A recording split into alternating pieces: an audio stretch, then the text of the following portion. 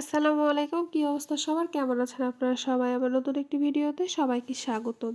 তো এই কাজটা আমি করেছি একটা ওড়নাতে, আর এটা আমার অর্ডারই ছিল কাজটা।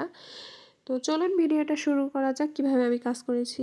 আমি প্রথমে একটা খাতায় ফুল দাগিয়ে নিয়েছি কলম দিয়ে, আর পরবর্তীতে সেই খাতাটা নিচে রেখে উপরে কাপড়টা দিয়ে আমি এভাবে ছাপ তুলে নিয়েছি। এতে কি হবে, সব ফুলের মাপ আমার সেম থাকবে এই আর কি। আর এখানে আমি ফ্রেম সেট করে নিচ্ছি।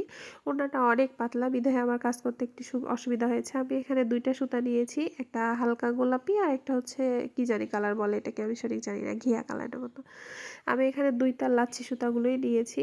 তো ফার্স্টে আমি ফুলের কাজ করব।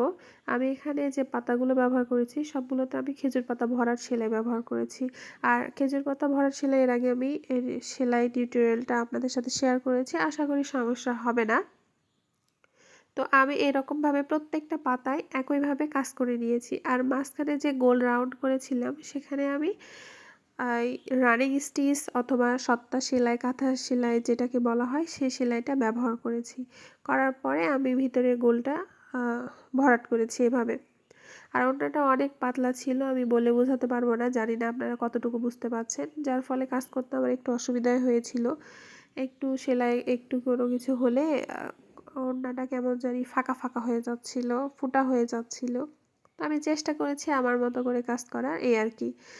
তো এখানে যে ডালগুলো দিয়েছি পাতাতে সেগুলোতেও আমি রানিং স্টিচ অথবা কাঁথা সেলাইটা ব্যবহার করেছি, কারণ আমার কাছে মনে হচ্ছিল অন্য কোনো সেলাই এটার সাথে যাচ্ছিল না, যেহেতু ওড়নাটা অনেক পাতলা।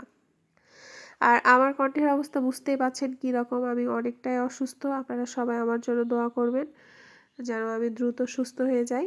এখানে যে পাতাগুলো আছে সে পাতাতেও আমি ঠিক একইভাবে খেজুর পাতা ভরা সেলাই ব্যবহার করেছি। এখানে রানিং স্টিচ আর খেজুর পাতা ভরার সেলাই দিয়ে আমি ওড়নার কাজটা কমপ্লিট করেছি। শুধুমাত্র 2টা রং ব্যবহার করেছি। ফুলগুলোতে আমি হালকা গোলাপি এবং পাতাগুলোতে এই কি কালার বলে, ঘিয়া কালার অথবা অফ হোয়াইট কালার দিয়ে কাজ শেষ করেছি। তো এই পর্যন্তই।